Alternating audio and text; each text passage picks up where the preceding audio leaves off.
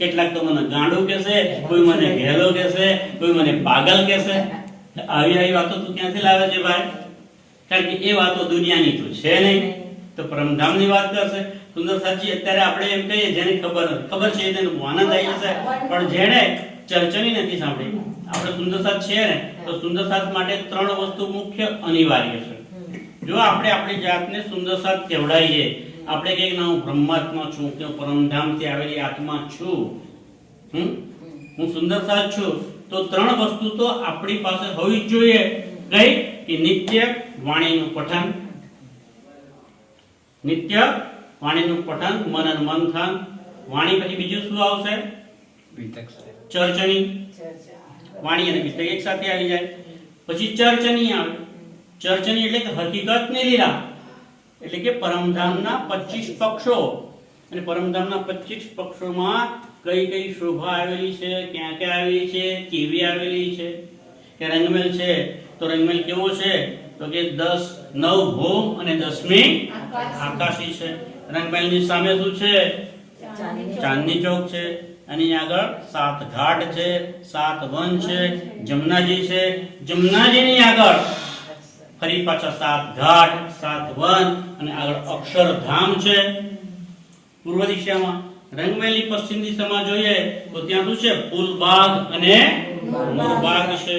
એના પછી છે અન્નવન, પછી છે દુગ્ધુલીચા અને પછી પશ્ચિમી ચોગાન છે. ઉત્તર દિશામાં જોઈએ તો લાલ ચબૂતરો, ખડોકલી, પછી બળોવન, મધુવન, મહાવન, તાળવન અને પછી પુખરાજ. પુખરાજ પહાડ પાસે 5 વિભાગમાં વહેંચાયેલો છે.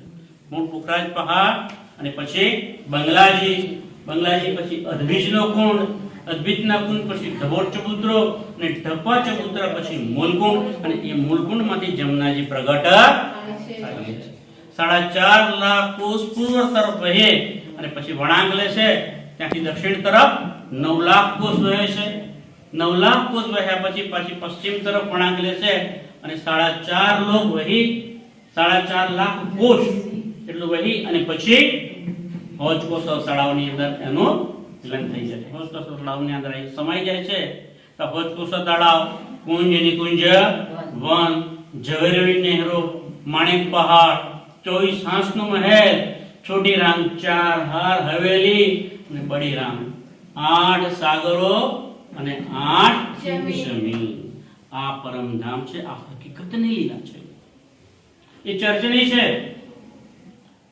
સુંદરસાજી વાણીની અંદર જેને આપણે કુલજન સ્વરૂપ સાહેબ કહીએ, તારતમ સાગર કહીએ કે શ્રીમુખ વાણી કહીએ, એની અંદર પરિક્રમા નામનો ગ્રંથ આવેલો છે. અને પરિક્રમા ગ્રંથની અંદર એ પરમધામના એક એક ખૂણાનું, એક એક ગલીનું એની અંદર વર્ણન કરેલું છે. અને એ વર્ણન કર્યું છે એને આપણે કહીએ, બીજાને સંભળાવીએ, એ છે ચર્ચની.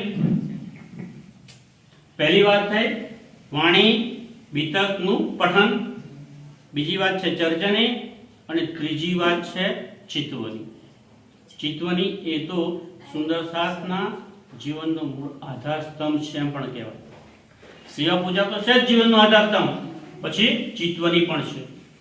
તો એ જે પરમધામના ચપ્પે ચપ્પા ગલીઓ ગલીઓની અંદર ઘૂમવાની વાતો છે કે રાજ્ય સાથે આપણે બધી સખીઓ શ્યામાજી અને રાજ્ય ક્યાં ક્યાં કયા કયા દિવસે ક્યાં ક્યાં જતા હતા, કેવી કેવી લીલાઓ કરતા હતા, એ ચર્ચની એને યાદ કરીને ચિંતન કરી કે મારે અહીંયા બેઠો છું ને, અહીંયા બેસીને મારે પરમધામ જવું છે તો રસ્તો કયો?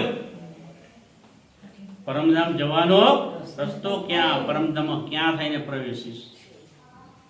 એનું જે ચિંતન કરે દિલની અંદર અને રાજ્ય સાથે રમણ કરે એને શું કહ્યું? ચિંતન. તો આ 3 વસ્તુ છે. દેવચંદ્રજી કહે છે આ બધી વાતો અહીંયાના લોકોનું કહીશ તો એને કઈ ખબર પડવાની એ તો મને ગાંડો કહેશે, મને ઘેલો કહેશે. અને આ વાતો કોને કહું? વિચાર કરે છે. એક ઠોર કથામીને. હવે દેવચંદ્રજી ધ્યાન લખાશે. જો છે હા, હું જ્યારે શ્યામજીના મંદિરમાં કાંજીપટ કથા કરતા હતા ને ભાગવત, ત્યાં જતો હતો તો ત્યાં જે બધા કથા સાંભળવા બેઠેલા ને એમાં એક વ્યક્તિ હતો અને એનું નામ છે ગાંગજીભાઈ. એ ગાંગજીભાઈ ને શ્રવણ કરતા હતા. એ એમની નજરમાં આવે છે. ભાઈ ગાંગજી દેતા શ્રવણ. ગાંગજીભાઈ ત્યાં બેસીને એ પણ ભાગવતની ચર્ચા કાંજીપટ પાસેથી સાંભળતા હતા. જબ કથા સે ઉઠતે. કથામાંથી ઉઠીને 3 આગે કહે વચન. ત્યારે બહાર આવ્યા ત્યારે એમની રાહ જોઈ રહે કે મને લાગે છે આ જ એક વ્યક્તિ છે કે જે મારી વાતને સાંભળશે અને એ મારી વાતને ગ્રહણ પણ રસ છે. કારણ કે સુંદરતાજી આ પારનું જ્ઞાન છે વસ્તુ છે ને એને કોઈ એટલે કે છે ને સોનાના પાત્રમાં જ સિંહણનું દૂધ સમાય. સિંહણના દૂધને લેવા માટે બીજું કોઈ વાસણ બીજું કોઈ પાત્ર ચાલે નહીં. એમ આ જ્ઞાન પણ એવું છે કે જે કોઈ પાત્ર હોય એ જ લઈ શકે, બીજા એને ગ્રહણ કરી શકે. તો સુંદરતાજી તમે વિચારો, તમે આ લઈ રહ્યા છો એ જ્ઞાનને, તો તમે કેટલા બધા નસીબ ભાગ્યશાળી છો. તમારી અંદર પણ પરમધામની આતમ છે, તો જ તમે આ જ્ઞાન લઈ શકો છો. તો ગાંગજીભાઈની વાત કરવાનો વિચાર કરે છે. રાહ મીને ખડે રહે, રસ્તામાં એમની રાહ જોઈને ઉભા રહી જાય છે. ચર્ચા ટાટે કરે દોયા. હવે જ્યારે આવે છે ત્યારે એમને મળે છે એટલે ગાંગજીભાઈને ધીરે ધીરે ધીરે, કારણ કે એકદમ બધી વાતો તો કહેવાય નહીં, એટલે ધીરે રહીને એમને વાત કરે છે. પાણી ભરને જાય પનિહારી. જ્યારે દેવચંદ્રજી ગાંગજીભાઈને આ વાત કરે છે, બધે ઉભા રહીને વાતો કરે છે, તો એ સમયે ગામની પનિહારીઓ એટલે કે પાણી ભરવા માટે, કારણ કે એ વખતે ઘેર તો નળ હતા નહીં, બહાર કૂવામાં કે તળાવમાં કે વાવડી હોય ત્યાં પાણી ભરવા જવું પડે, તો ત્યાં કેટલીક સ્ત્રીઓ એ રસ્તેથી પસાર થાય છે, પાણી ભરવા માટે જાય છે. ફેરાએ ખડે દેખે સોયા. પાણી ભરીને લઈ આવ્યા, માથે માટલા છે, અને પાછા આવીને જુએ છે કે દેવચંદ્રજી અને ગાંધીભાઈ તો અહીંયા ઉભા હજુ સુધી વાતો જ કર્યા કરે છે. ફેર દૂસરી બેર જાય ભરને, પાણી ઘેર ઠાલવી દીધું, ફરી બીજી વાર પાછા પાણી ભરવા જાય છે. એ ત્યો હી ટાડે કહે વચન. તોય દેવચંદ્રજી અને ગાંધીભાઈ તો ત્યાં ઉભા રહીને એ વાતો કરતા, એટલે વાતો એટલે લગ્ની લાગી ગયો હોય છે. પેલા અમને કહેવાનો રસ છે, પેલા અમને સાંભળવાનો રસ છે, એટલે એ બીજું કે આજુબાજુ જોતા નથી અને વાતો કર્યા કરે છે. તબ વે આપસ में बातें करे, ત્યારે એ સ્ત્રીઓ અંદરો અંદર વાતો કરે છે. યા કે પાઉં ન થાકે મન. આપણે બબ્બે વાર જઈને આવ્યા અને ત્રીજી વાર જઈએ છે, પણ આ લોકોના તો મન તો કદાચ ના થાકે, મન ના ભરાય, પણ શરીર છે, પગ તો થાકી જાય ને, પણ આ પગ પણ થાકતા નથી.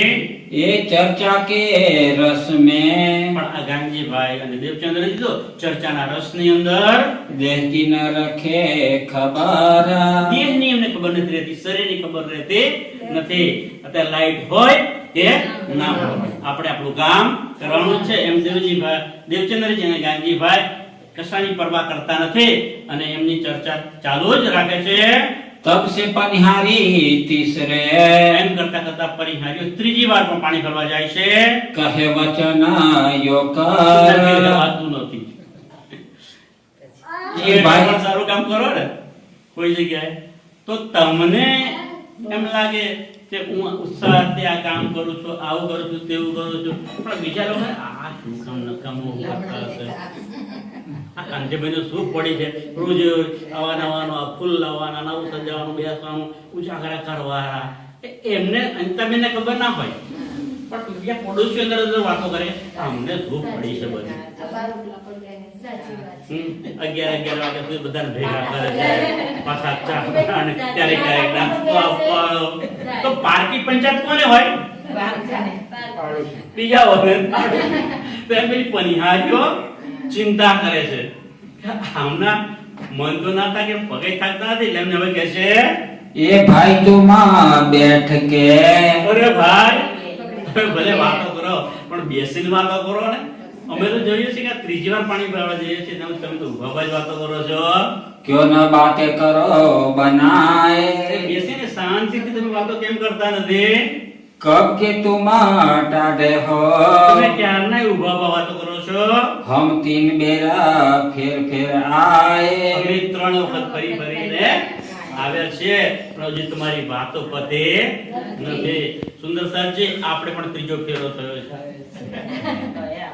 પહેલા વ્રજમાં, પછી રાસમાં, પછી પરમધામ ગયા અને ફરી પાછા ત્રીજા ફેરાએ અહીંયા પનિયારીઓ ત્રીજો ફેરો ભરે છે પાણીનો. એમ આપણા બ્રહ્માંડનો ત્રીજો ફેરો થઈ ગયો છે, પણ એ આપણને જણાવે છે દેવચંદ્રજી અને ગાંધીભાઈ હજુ સુધી થાકતા નથી.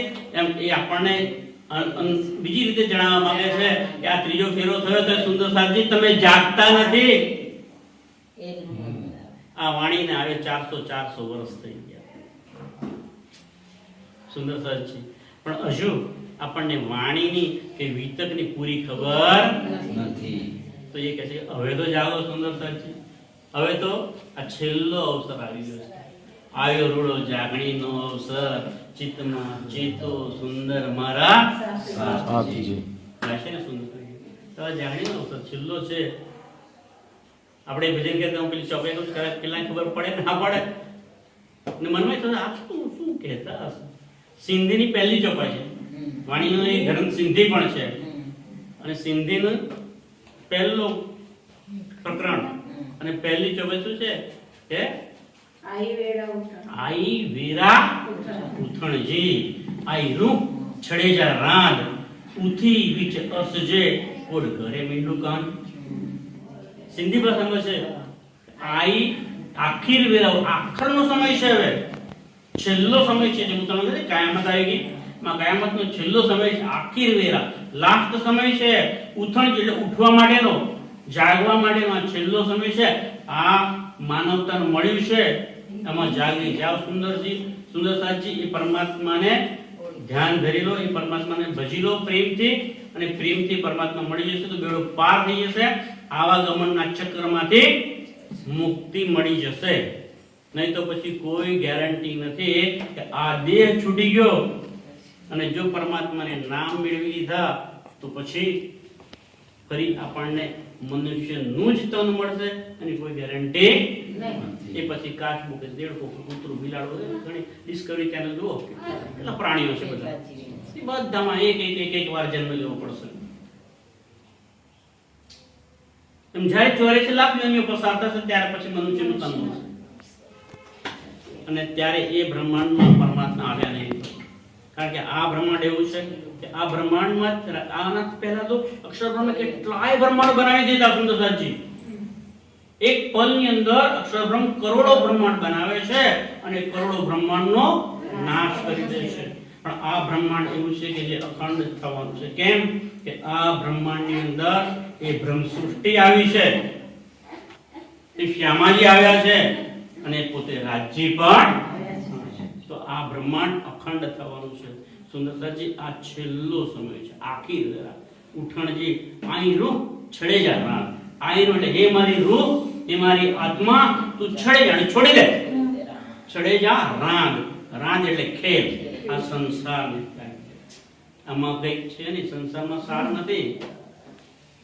પરમાત્માને તું ભજી લે અને તારી આત્માનું કલ્યાણ કરી લે.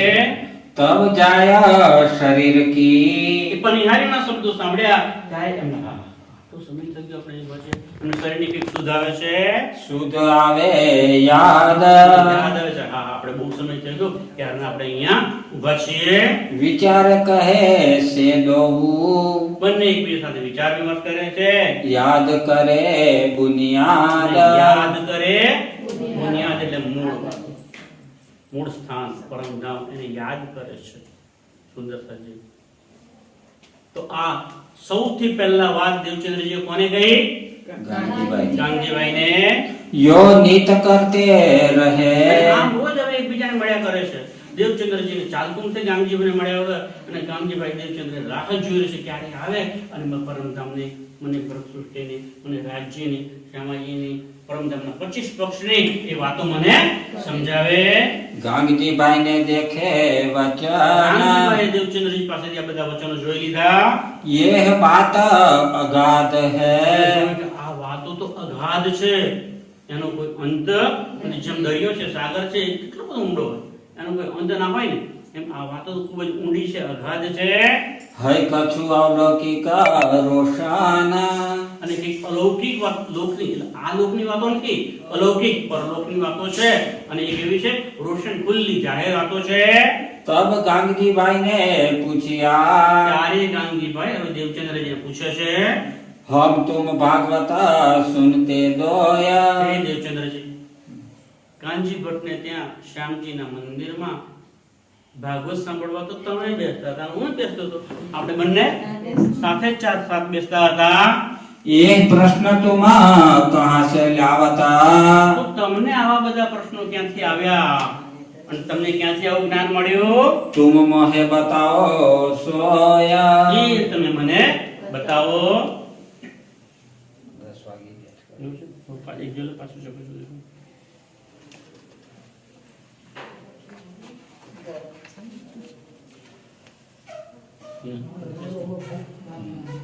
પાંચ છ ચોપડો છે, છ ચોપડો છે સુંદર સાજી પકડી દે બોલો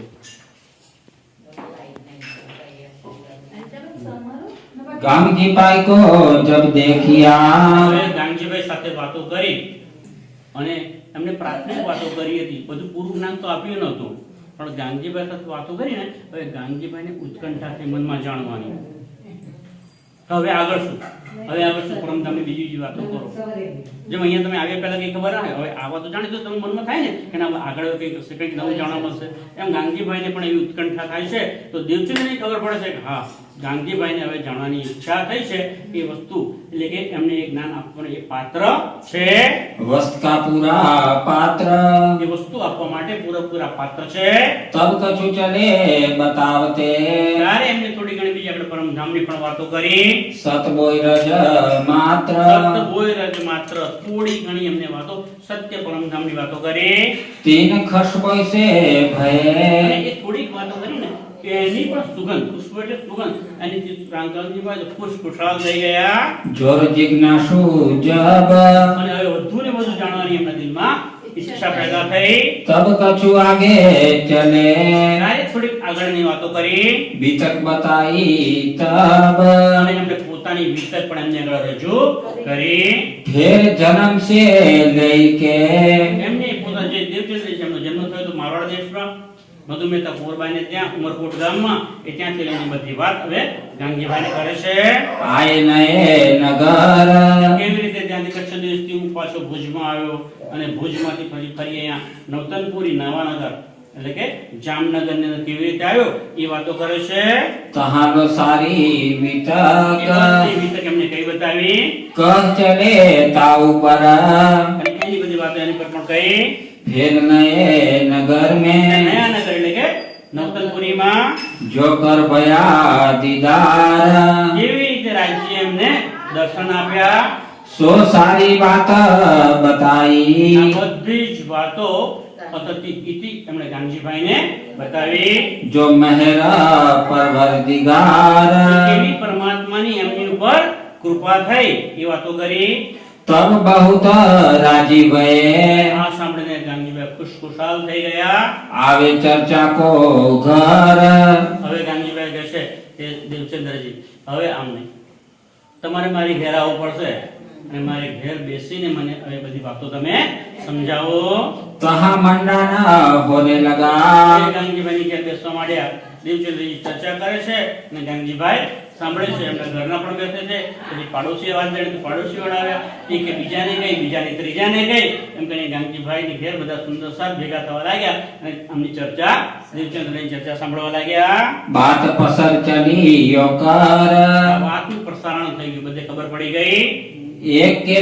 एक से सुनी दूसरे એકે વાત બીજાને સંભળાય, બીજાને ત્રીજાને કહે છે, એમ સુંદર સાથ બધા આવવા લાગ્યા. तहाँ से मिला साथ આમ કરીને ઘણો બધો સુંદર સાથ ભેગો મળીને ત્યાં આવવા લાગ્યો ચર્ચા સાંભળવા માટે. सोई आवे दीदार को અને જે સાંભળે છે કે હા ભાઈ આ જગ્યાએ બેસે છે આ લોકો અને આવી ચર્ચા કરે છે અને દેવચંદ્રજી બહુ સરસ વાતો કરે છે અને પારની વાતો કરે છે, આવું જ્ઞાન તો ક્યાંય સાંભળ્યું નથી. એટલે કે બીજાને કહ્યું, બીજાને ત્રીજાને કહ્યું, એમ વાતો ફેલાઈ ગઈ અને બધા હવે સાંભળવા આવે છે, દર્શન કરવા પણ આવે છે, એકબીજાનો ત્યાં મેળાવો થાય છે. जाके धनीय पकड़े हाथ કોણ આવે છે ત્યાં? જાકે ધણીએ પકડે. ધણીએ જેનો હાથ પકડ્યો હોય એ જ ત્યાં આવી શકે છે.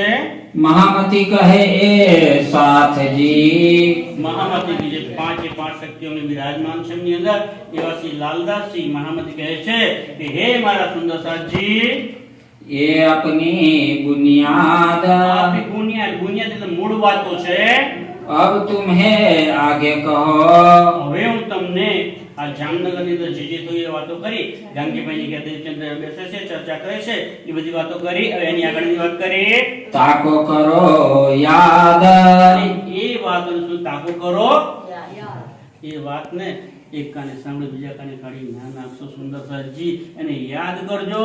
ઘેર જઈને તમારા મિત્રોને, સગાને, વહાલાને, બાળકોને, પત્ની હોય તો પતિને, પતિને અને પત્ની હોય તો પત્ની આ વાતો કરજો અને યાદ કરજો, મનન અને મંથન કરજો.